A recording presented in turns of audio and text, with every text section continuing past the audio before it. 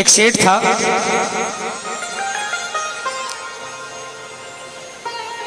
उसको भी जुनून था पैसा कमाने का। नीचे गद्दी थी, ऊपर घर था। सुबह सुबह जल्दी उठता, घर के सब लोग सोए रहते, नीचे आकर अपने व्यापार में लग जाता।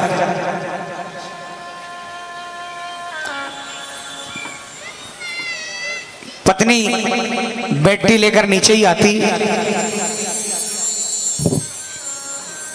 सुबह से लेकर रात तक वो सिर्फ अपने व्यापार में मगन रहता। घर वाले बीवी बच्चे कभी कहते कि हमें छुट्टी का दिन है, बाहर घुमाने के लिए ले चल पड़ो, या हमारे साथ आज मार्केट के लिए चल पड़ो, तो सेठ तिजोरी खोलकर गड्डी निकालकर दे देता। कहता पैसे ले जाओ, गाड़ी खड़ी है, ड्राइवर खड़ा है, गाड़ी लेकर चले जाओ, ड्राइवर को लेकर चले जाओ, तुम काम करके आ जाओ, मुझे डिस्टर्ब मत करो, मुझे अभी पैसा कमाना है। उसके लिए पैसा से बड़ा दुनिया में कुछ था ही नहीं। यार दोस्त आते, वो भी बहुत मिन्नत करते कि यार कभी तो बाहर निकला करो, लेकिन सब हार गए। एक बार घर वालों ने और सेठ के यार दोस्तों ने मिलकर मन में एक विचार किया। 2-3 दिनों की छुट्टी लगातार पड़ रही थी और घर वालों ने अल्टीमेटम दे दिया सेठ जी को कि इन छुट्टियों के अंदर में हमको बाबा श्याम के दरबार में, सालासर जी दरबार में, रानी सती दादी के दरबार में दर्शन करने जाना है और आपको साथ लेकर जाएंगे। सेठ ने बहुत मना किया, घर वालों ने भी अनशन कर दिया कि अगर नहीं चलोगे तो खाना पीना सब बंद कर देंगे। सेठ इतना निर्दयी नहीं था, हार गया और प्लान सफल हो गया। घर के बीबी बच्चे और सेठ के यार दोस्तों ने मिलकर एक बड़ी लग्जरी बस करी और सब कोई मिलकर गाड़ी में बैठकर सुबह सुबह बाबा श्याम के दरबार के लिए निकल पड़े। गाड़ी के अंदर में कोई झांझ बजा रहा था, कोई मजीरा बजा रहा था, कोई ढोलक ढपली बजा रहा था, भजन गा रहा था, कोई नाच रहा था कोई। लेकिन सेठ वहां पर भी मोबाइल लेकर सौदा कर रहा था। खाटू पहुंच गए, धर्मशाला में जाकर रुके, नहाए धोई करी और जब धर्मशाला से बाहर निकले मंदिर जाने के लिए तो किसी के सिर पर चूरमे का थाल था, किसी के हाथ में प्रसाद की थैली थी, कोई ढपली लेकर धमाल गा रहा था, कोई निशान लेकर नाच रहा था। सेठ वहां भी मोबाइल से सौदा कर रहा था। बाबा के मंदिर की सीढ़ी आई, सेठ ने कान पे से मोबाइल नहीं हटाया। अब की बार उसकी धर्मपत्नी ने झपट्टा मारकर मोबाइल छीन लिया। अरे कुछ तो शर्म करो, अब तो बाबा का दरबार आ गया, अब तो ये व्यापार और कारोबार को थोड़ी देर के लिए तिलांजलि दे दो। सेठ मन महसूस कर रह गया, बिना मन के उसने पहली सीढ़ी पर कदम रखा। लेकिन प्रेमियों, झूठ नहीं कहता, जो नहीं गए उनको बता दूं, 13 सीढ़ी है और पहली सीढ़ी से ही कुछ कुछ होने लग जाता है। सेठ को भी लगा कि कुछ अलग सा हुआ है उसके साथ। एक एक सीढ़ी चढ़ता गया, सेठ के मन के भाव बदलते गए और 13वीं सीढ़ी पर चढ़ने के बाद जब वो बाबा श्याम के दरबार में सामने पहुंचा और बाबा से नजरों से नजरें मिली, सेठ एक टक निहारता रह गया, आंखें फटी की फटी रह गई। चंद सेकंड के अंदर में सेठ की आंखों से आंसुओं की धार बह निकली और सेठ मन ही मन बाबा से कह रहा है, बाबा मैंने तो सोचा था कि पैसा कमाने से बड़ा नशा दुनिया में किसी चीज में नहीं है, लेकिन मैं गलत था, मैं अभागा था बाबा, जो इतने बरसों तक आपके दरबार से दूर रहा। आज आपकी आंखों में झांक कर देखा, जो नशा आपकी आंखों में है उस नशे के आगे दुनिया का हर नशा फीका है बाबा। सेठ काफी देर तक बाबा के सामने खड़ा आंसू बहाता रहा। मन ही मन बातें करता रहा। परिवार वाले दर्शन करके आए, सेठ को हाथ पकड़ा। सेठ ने कहा तुम जाओ, अभी मैं थोड़ी देर में आता हूँ। क्या तो आने के लिए तैयार नहीं था, क्या मंदिर खाली था। घंटों बाबा के दरबार में बाबा से बातें करता रहा। आखिर में उसने शीश झुकाया, दंडवत प्रणाम की और कहा बाबा आज आपसे वादा करके जाता हूँ। मैंने सुना है हर महीने की 11 को आपके दरबार में लाखों लोग आते हैं। मैं भी आपके दरबार में हर 11 को आऊँगा, अकेला नहीं आऊँगा। मेरे शहर में जो भी आपके दरबार में आना चाहेगा उसको अपने साथ लेकर आऊँगा, गाड़ियाँ भर भर कर आऊँगा। ये वादा करके सेठ चला गया। अगले महीने 11 आई, सेठ फिर बाबा के दरबार में आया। अब की बार कई गाड़ियां लेकर आया, पूरे शहर को न्योता दे दिया। सेठ इसी तरह आने लगा। 2, 4, 6 महीने बीते। एक 11 के दिन जब सेठ घर से निकलने लगा, मुनीम जी आवाज लगाई। मुनीम ने, सेठ जी कहाँ जा रहे हो? सेठ ने कहा मूर्ख तुझे पता नहीं आज 11 है, मुझे बाबा श्याम के दरबार में जाना है। मुनीम ने कहा सेठ जी आपको शायद याद नहीं, कल एक व्यापारी का फोन आया था जो कि बाहर से आ रहा है और 50-60 लाख का व्यापार है, सौदा है, और आज शाम को वो वापस देश से बाहर चला जाएगा। अगर ये सौदा हाथ से निकल गया तो बहुत नुकसान होगा। आप एक काम करो, 11 की जगह पूर्णिमा को चले जाना। सेठ ने सोचा मुनीम सही कह रहा है, आज इस व्यापारी से सौदा कर लेता हूं। 4 दिन बाद पूर्णिमा आएगी, पूर्णिमा को चला जाऊंगा, क्या फर्क पड़ता है। सेठ माया में उलझ गया। 50 लाख का सौदा करने के लिए रुक गया।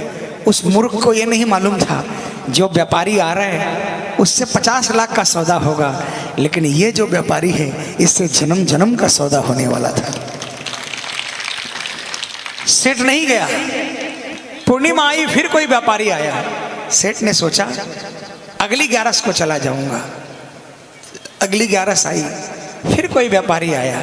सेठ फिर सोचा कि मावस को चला जाऊंगा।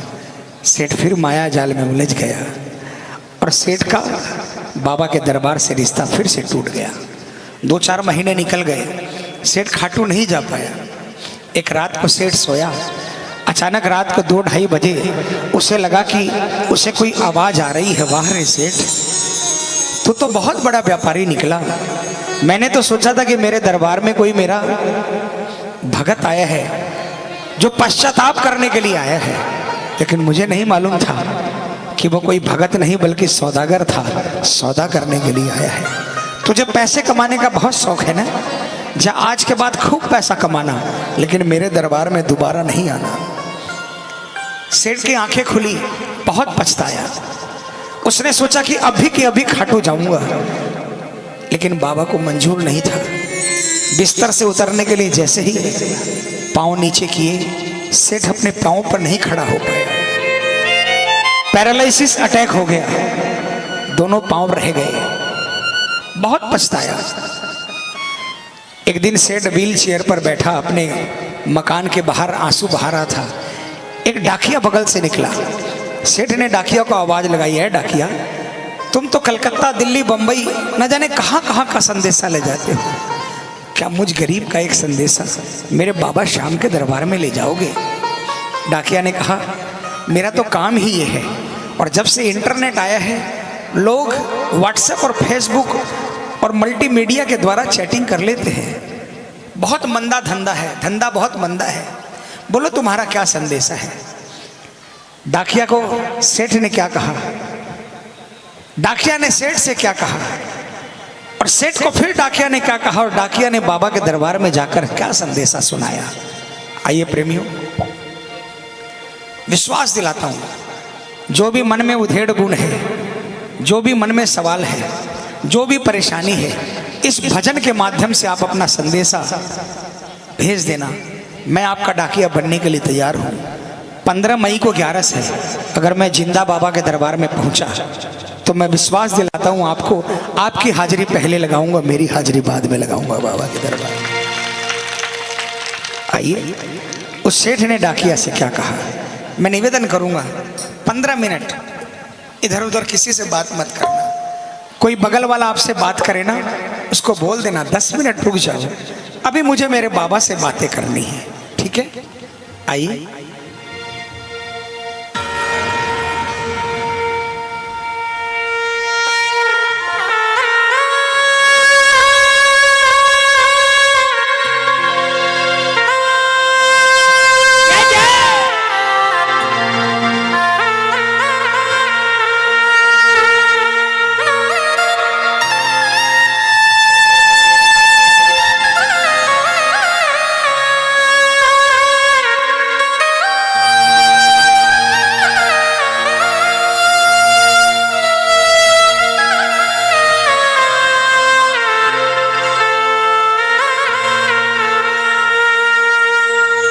डाकिया जा रे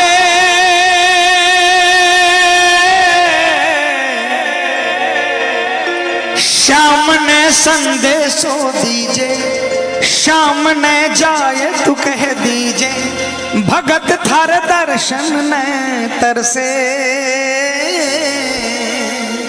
समझ में आया? थोड़ा मारवाड़ी है, समझ में आ जाएगा, मैं समझा दूंगा। उठाओ ना हाथों को, कौन कौन संदेशा भेजना चाहता है? मिलकर तालियां बजाकर बोलेंगे क्या? डाकिया जा रे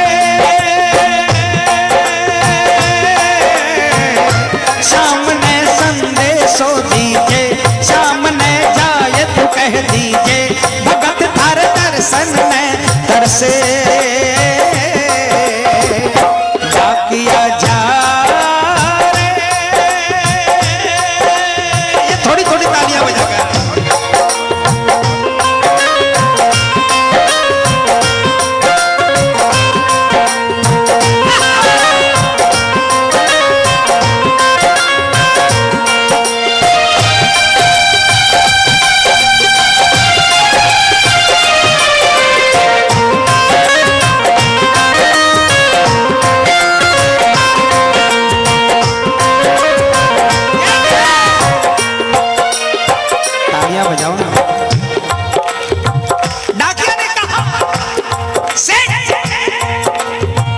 कौन से गांव थारो शाम बसो है, इतनो मान बता दे सेवक रे।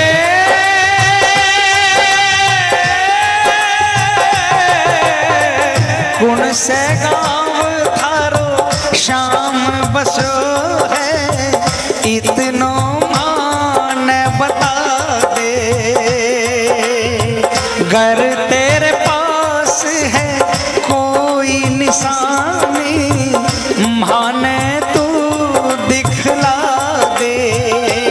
कैया जानूंगा पहचान मैं हूँ छोरो अनजान, कैया जानूंगा पहचान मैं हूँ छोरो अनजान, कैया शाम शु होसी मिलन।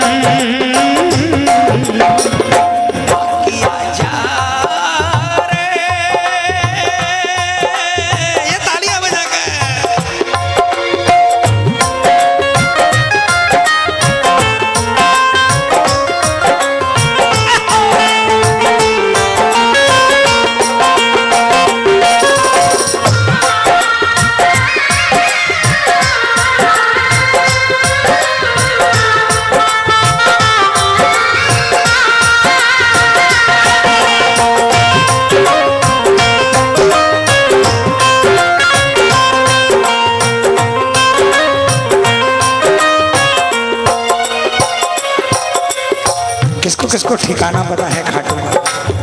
तालियां। सेठ ने कहा खाटू में है श्याम जी को मंदिर, शिखर ध्वजा लहरावे। डाकिया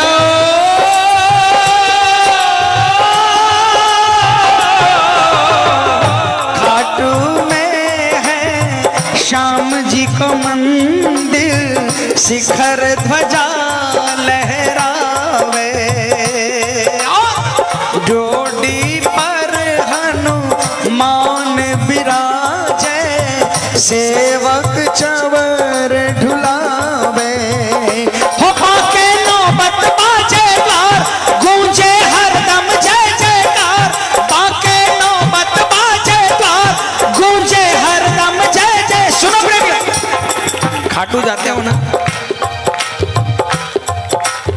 जब छोटी सीढ़ियों से दर्शन करने चढ़ते हो, अखंड ज्योति वाले चबूतरे पर नगाड़ा रहता है, नगाड़ा वाला भी रहता है, तालियां बजा, उसके हाथ से डंडा लेकर माथे से लगाकर जो भी अरदास हो वो अरदास कहकर 5 बार उस नगाड़े पर वार किया करो, और जो भी आपकी श्रद्धा हो 10, 20, 50, 100 उस नगाड़े वालों को दे दिया करो, अरदास पूरी होती है।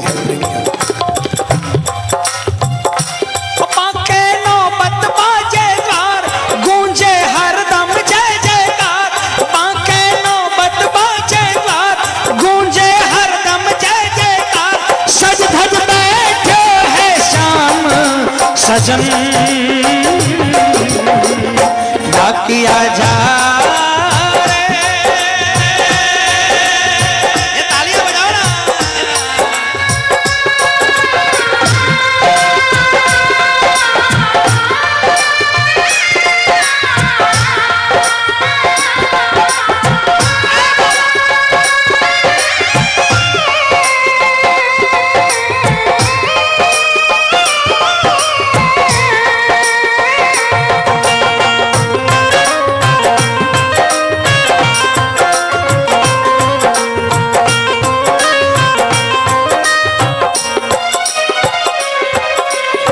डाकिया सेठ से विदाई लेकर निकला, खाटू पहुंचा, बस से उतरा, लोगों से पूछा भैया श्याम बाबा का मंदिर कहाँ है? लोगों ने बताया बाबा के मंदिर के पास पहुंचा। डाकिया भी सीढ़ी पर कदम रखा, डाकिया को भी कुछ अजीब महसूस हुआ, डाकिया सीढ़ी चढ़ता चला गया, 13वीं सीढ़ी पर पहुंचा। ध्यान देना, जब कोई कोरियर वाला आता है, डाकिया आता है, घंटी बजाता है, और जब आप दरवाजा खोलते हो ना तो डाकिया या कोरियर वाला पहले आपको नहीं देखता, पहले अपने झोले में हाथ डालता है और झोले से आपकी चिट्ठी निकालता है, फिर आपकी तरफ देखकर आपकी चिट्ठी आपको सुपुर्द करता है। अभी तक डाकिया ने बाबा को नहीं देखा था, तालियां बजाना।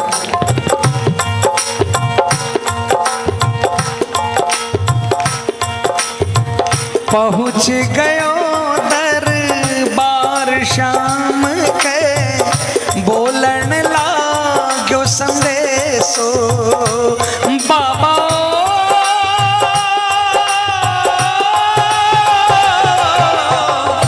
बन बैठो कद शाम दीवानो, कुछ ना रयो अंदेशो। डाकिया ने जैसे ही अपने थैले में हाथ डाला, चिट्ठी निकाली ना, बाबा की तरफ देखा, डाकिया के होश उड़ गए, चिट्ठी हाथ से छूट गई,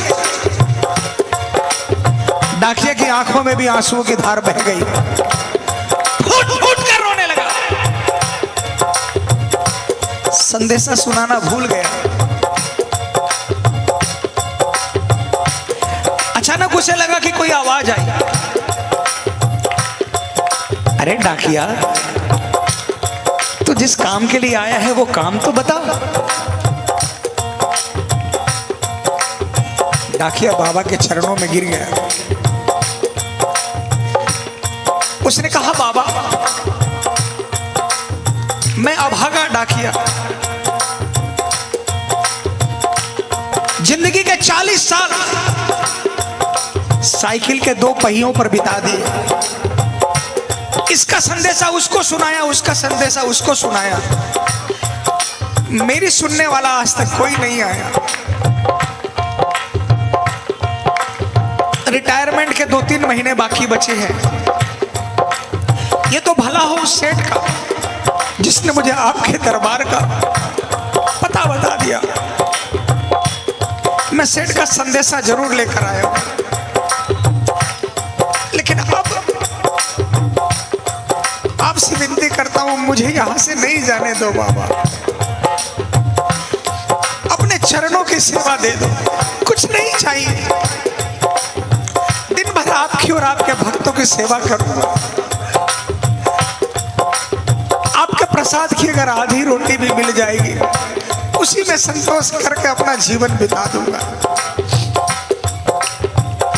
बन बैठो कद शाम दीवानो, कुछ ना रहो अंदेशो।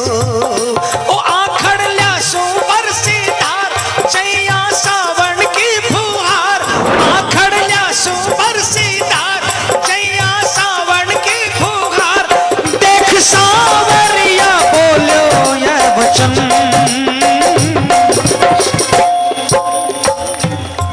अब की बार बाबा ने कहा, पगले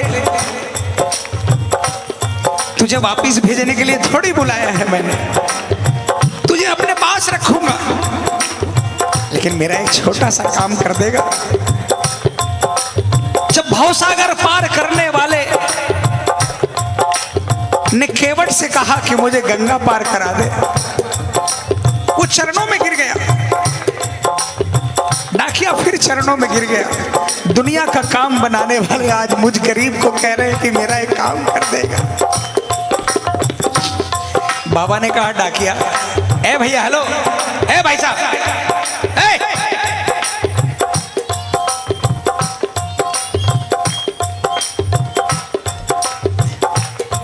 बाबा ने कहा, पगले, जिस सेठ की चिट्ठी लेकर आया है ना, अगर उसको संदेशा वापस नहीं सुनाएगा मर जाएगा वो।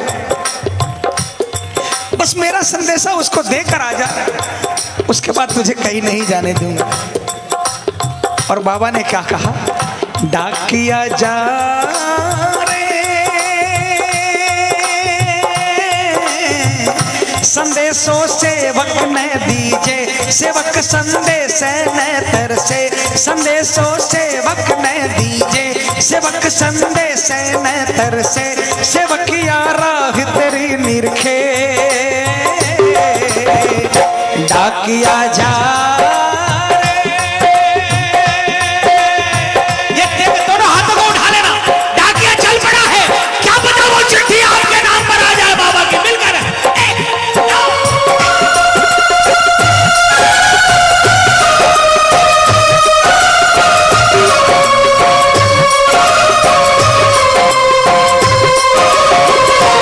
चिट्ठी आई है, चिट्ठी आई है, बोलो बोलो बोलो। चिट्ठी आई है, चिट्ठी आई है, ओ चिट्ठी आई है खाटू से, चिट्ठी आई है, बोलो। चिट्ठी आई है खाटू से, चिट्ठी आई है। बड़े दिनों के बाद मेरे श्याम धनी को और बड़े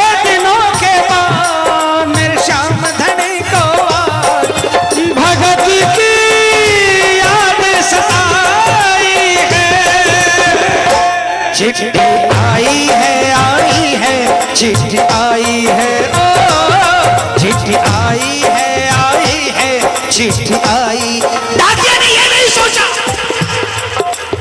कि रात के 2 बजे 2:30 बजे सेठ के घर पे पहुंचूंगा। उसको तो जल्दी लगी थी कि बाबा का संदेशा सेठ को देकर वापस श्याम के चरणों में आकर नौकरी में लग जाने की। रात को 2 बजे वो सेठ के मकान के बाहर पहुंचा। उस दिन सेठ के घर में कोई नहीं था, सेठ अकेला सो रहा था। डाकिया ने कॉल बेल दबाई।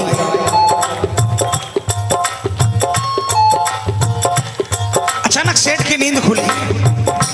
उसने सोचा आधी रात के वक्त कौन आया। अचानक उसे याद आया, डाकिया आया है, मेरे बाबा का संदेशा लेकर आया है। उठकर बैठ गया, लेकिन वो भूल गया कि उसके तो पांव नहीं है। घसीटते घसीटते व्हील चेयर पर पहुंचा और व्हील चेयर को धकेलते धकेलते दरवाजे तक पहुंचा। तालियां बजाना।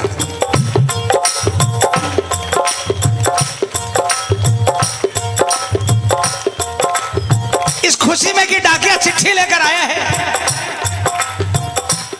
सेठ की ताकत खत्म हो गई। उसने दरवाजे का हैंडल नीचे करने की कोशिश की, खुशी में सारी ताकत खत्म हो गई। हैंडल नहीं हिल रहा था, बहुत कोशिश की। बाहर से डाकिया बार बार घंटी बजा रहा है और अंदर से सेठ बार बार हैंडल को ऊपर नीचे घुमा रहा है। आग बाहर भी लगी है, आग अंदर भी लगी है। अंदर आग इसलिए लगी है कि जल्दी से जाकर डाकिया के गले लगूं और बाबा का संदेशा सुनूं, और बाहर आग इस बात की लगी है जल्दी से सेठ को संदेशा देकर बाबा के चरणों में सेवा करने के लिए पहुंच जाऊं। काफी समय बीत गया, सेठ की आंखों में आंसू आ गए और अचानक उसने आओ देखा न ताओ और हैंडल पर हाथ रखकर एक जोरदार जयकार लगाई, हारे के सहारे की, और उसने जोरदार ताकत लगाई, हैंडल नीचे हो गया, दरवाजा खुल गया और सेठ बाहर डाकिया के चरणों में जाकर गिर गया। सेठ डाकिया के चरणों में गिर गया, डाकिया सेठ के चरणों में गिर गया। दोनों गले लगने लगे। डाकिया ने चिट्ठी निकालकर सेठ के हाथों में दी। सेठ ने कहा, नहीं, मुझ पापी को मत दो, आप तो मेरे बाबा के करीब जाकर आए हो, आप अपने हाथ से मुझे संदेशा सुना दो। बाबा ने क्या कहा?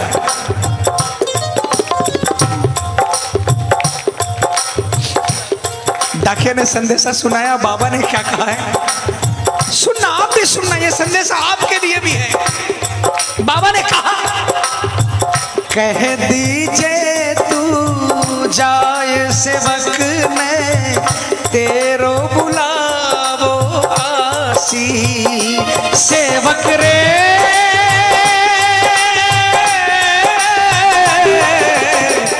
कह दीजिए तू जाए सेवक ने तेरो बुलावो आसी, सबकी आस पुराऊं तो तू कैया रह जासी, तेरी सारी जानू बात पूरी करसूं मन की आस, तेरी सारी जानू बात पूरी करसूं मन की आस, पर बढ़ा मेरे काने कदम। डाकिया सेठ, बाबा ने कहा, कह देना सेठ को जाकर, तेरी सारी बात जानता हूं और तेरी हर आस पूरी करूंगा, लेकिन पहला कदम तुझे बढ़ाना पड़ेगा। तू मेरी तरफ एक कदम बढ़ा, उसके बाद तुझे कुछ करने की दरकार नहीं, फिर मैं तुझे अपनी गोदी में लेकर चलूंगा। किसको किसको विश्वास है? पूरे हाथ उठाना, पूरे पूरे, और जोरदार तालियां बजाकर बस।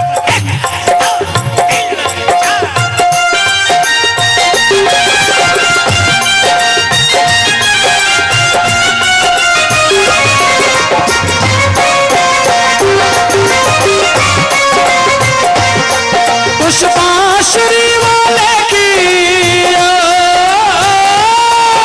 पुष्पांशुरी वाले की, लीले घोड़े वाले की, पुष्पांशुरी वाले की, लीले घोड़े वाले की, गोदी में सो जाऊं, मेरा दिल करता है शाम के भजनों में खो जाऊं, मेरा जी करता है शाम के भजनों में खो जाऊं। किसका किसका मन करता है?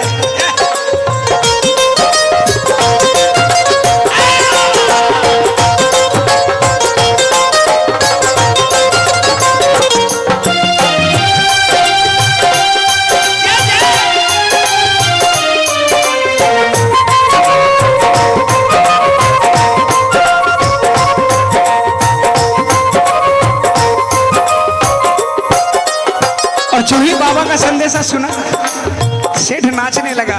तालियां बजाओ।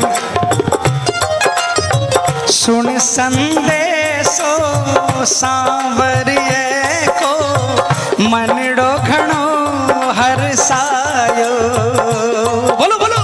सुन संदेशो सांवरिये को मनड़ो घणो हरसायो,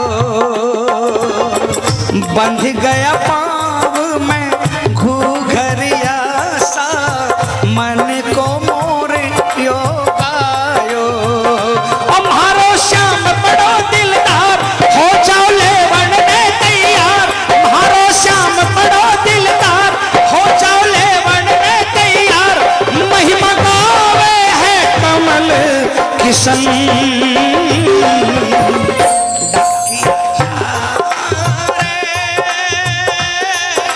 देखो आपका डाकिया मैं हूं, कोई फीस नहीं लूंगा।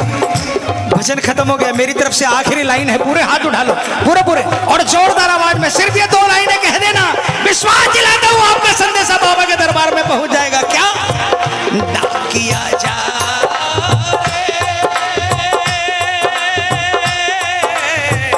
सामने संदेशो दीजे, सामने जायत कह दीजे, सामने संदेशो दीजे, सामने जायत कह दीजे, भगत थार दर्शन में तरसे। डाकिया जा रे, डाकिया जा रे, डाकिया जा